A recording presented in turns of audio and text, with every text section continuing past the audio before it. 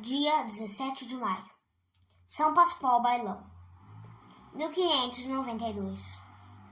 São Pascoal Bailão, irmão da Ordem de São Francisco de Assis, era de origem espanhola e nasceu em Valença, na festa de Pentecostes do ano de 1540.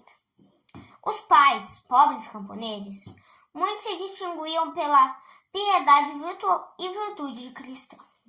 Se a pobreza não lhes permitia dar ao filho excelentes mestres que o instruíssem nas ciências, não lhe deixaram faltar o que para o homem é ainda mais necessário, que eles mesmos lhe podiam proporcionar: uma educação sólida, sobre a base do temor de Deus.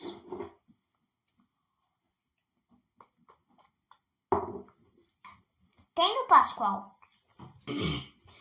Pascoal alcançado a idade de poder prestar algum serviço, confiaram-lhe os pais a guarda do gado no campo.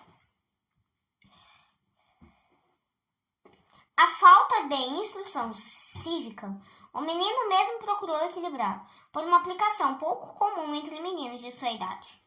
Estando guardar o gado, pedia aos transeuntes que lhe ensinassem as letras, e assim, em pouco tempo, aprendeu a ler. Vantagem essa de que se serviu para ainda mais se instruir na doutrina cristã. Foi esta a vida que Pascoal teve, até a entrada na ordem franciscana. Separado da sociedade, pode-se dizer, só com Deus, em companhia dos animais, Pascoal não chegou a conhecer o mundo. E quando pediu admissão entre os frades menores, nenhum pecado grave lhe tinha manchado a alma.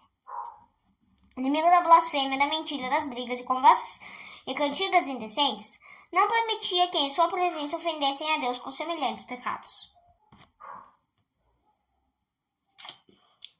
Cuidadoso no cumprimento do dever, procurava evitar o mais possível que fosse causado prejuízo ao próximo. Se ainda assim acontecia que alguém, por uma qualquer circunstância ou por inadvertência de sua parte, fosse prejudicado, Pascoal indemnizava-o pelo seu trabalho ou pelo desconto do salário.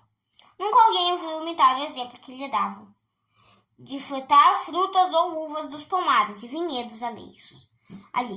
Sucedeu que um dos companheiros, mais velho que ele, o mandasse buscar umas uvas numa vinha que não lhe pertencia. Como Pascoal se negasse a isto, o mais velho o ameaçou com pancadas. Respondeu-lhe: as uvas são de outrem. Antes prefiro deixar-me cortar em pedaços do que furtar coisa alheia, o que é pecado. Tal era o horror que o santo tinha ao pecado. Fora do comum era o amor que tinha a oração.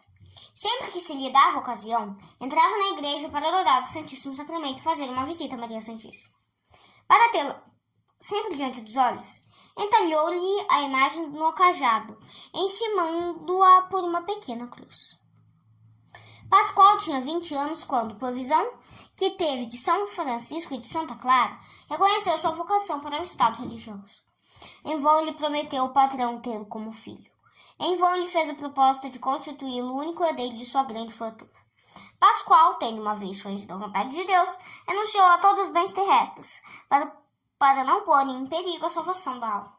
Foi na festa de Nossa Senhora das Candeias que Pascoal trocou o cajado pelo burel. Seja lhe era santa vida de pastor, como religioso ainda mais se aperfeiçoou na santidade.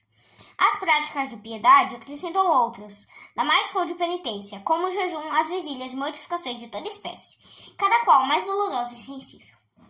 Grande parte das horas noturnas passava-as Pascoal em oração, feita com tanto fervor que a alma lhe parecia arrebatada em êxtase.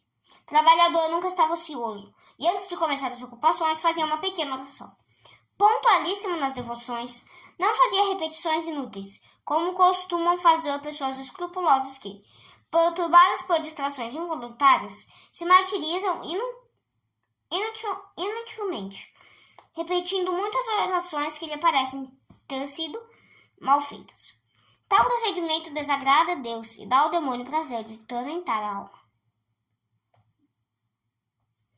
Pascoal andava sempre na presença de Deus, e por isso jamais era visto entregue à melancolia e tristeza.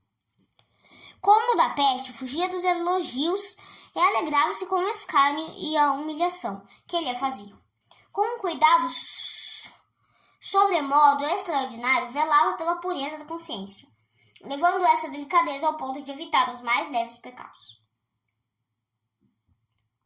Quando ainda era pastor, os companheiros de pouco escrúpulo falavam uma vez num plano que queriam levar a efeito, de convidar uma mulher para, em companhia da mesma, passar umas horas bem divertidas.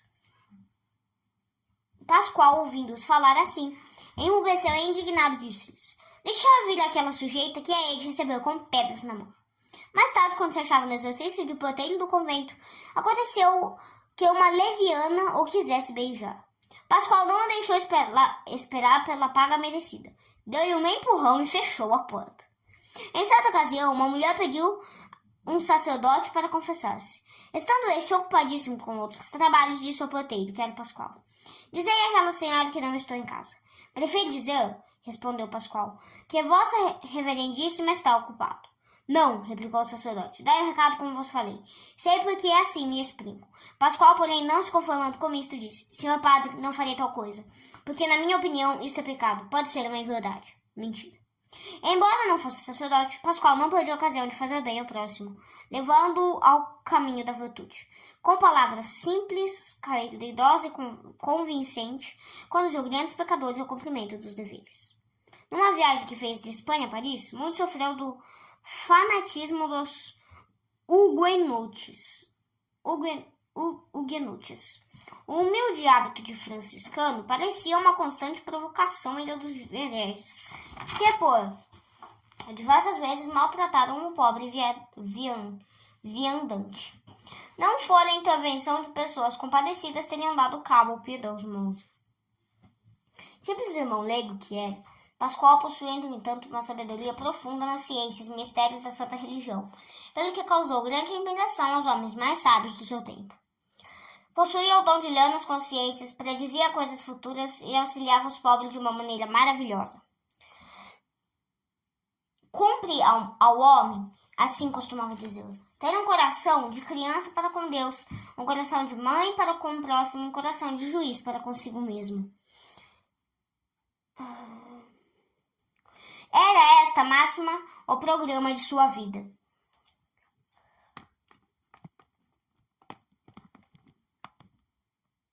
Aos 52 anos, Pascoal adoeceu gravemente.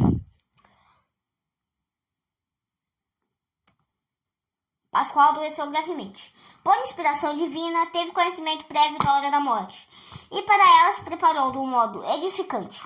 Ao médico que o desenganara, agradeceu-lhe por ter dado notícia tão agradável. Era no domingo de Pentecostes. Por diversas vezes perguntou Pascoal aos enfermeiros: já principiou a missa solene? Quando lhe disseram que sim, tomou nas mãos o crucifixo e o terço. Na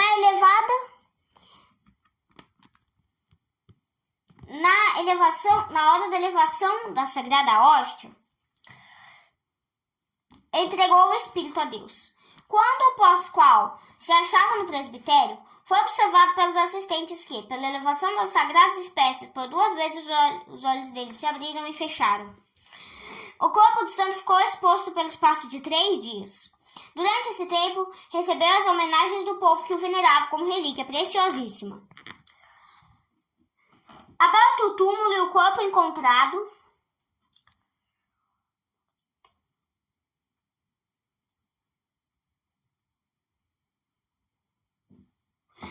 intacto, sem sinal de corrupção, apesar de grande quantidade de cal virgem com que fora coberto no dia do enterro. Anos depois foi visto no mesmo estado. Grandes e numerosos têm sido os milagres com que Deus tem glorificado o túmulo de Pascoal Bailão. Um paralítico que com grande incômodo se chegou ao túmulo do santo recuperou imediatamente o uso dos membros. Um indivíduo que ficava inutilizado em consequência de uma queda pela intercessão de São Pascoal recuperou a saúde. Um outro que apresentava tumor maligno na garganta sarou a invocação do santo. A bula da canonização frisa 2 grandes milagres, que o processo reconheceu como inegáveis. O primeiro deu-se com Francisco Vargas, vigário de Corralrúbio, na Espanha. Este sacerdote teve a infelicidade de, pela desajeitada manipulação de um machado, amputar o dedo índex na mão esquerda. Sem ocupar um médico, sem aplicar-se outros medicamentos, recomendou-se São Pascoal, e pelo fim do terceiro dia teve a mão curada. Outra poderosa intervenção de São Pascoal experimentou o camponês Domingos Pérez, que, sendo baldados todos os esforços para encontrar água na sua fazenda, confiadamente se dirigiu a São Pascoal Baú. Saindo um dia de casa, levou consigo um machado. Chegando ao lugar onde desejava ter um poço, deixou cair o machado e disse essas palavras: Em nome de Deus e de São Pascoal. Imediatamente se abriu a terra. Em tal lugar apareceu uma mina d'água abundante e saborosa. Pascoal Bailão foi canonizado por Alexandre VIII.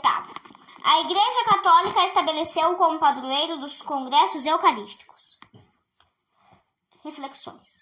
Perante Deus devemos haver como meninos obedientes, perante o próximo como mães caridosas, e para nós devemos ser juízes inexoráveis. Era este o lema de São Pascoal, e por este lema orientou a vida. Poucos, bem poucos, são os cristãos que pensam e que menos ainda procedem como São Pascoal. Desobedientes aos mandamentos da lei de Deus, transgridem-nos sem o menor escrúpulo. Caridade para o próximo é coisa que recomendam aos outros, sem eles mesmos a praticarem. Condescentes para consigo, não têm olhos para os próprios defeitos, e não toleram a mínima restrição na comodidade. Muitos amigos de tudo que agrada à sensualidade têm aborrecimento à penitência. Não é essa a tática dos santos, e nosso próprio sentimento religioso diz-nos que não pode ser este o caminho para o céu. Os santos todos, sem exceptuar um só, seguiram os princípios que vemos externados no lema de São Pascoal. Outros não podem ser os teus, se aspiras ao mesmo ideal, que é a santidade, a união com Deus. São Pascoal negou a obediência ao amo, quando este lhe ordenou que ele trouxesse as uvas de um vinhedo alheio.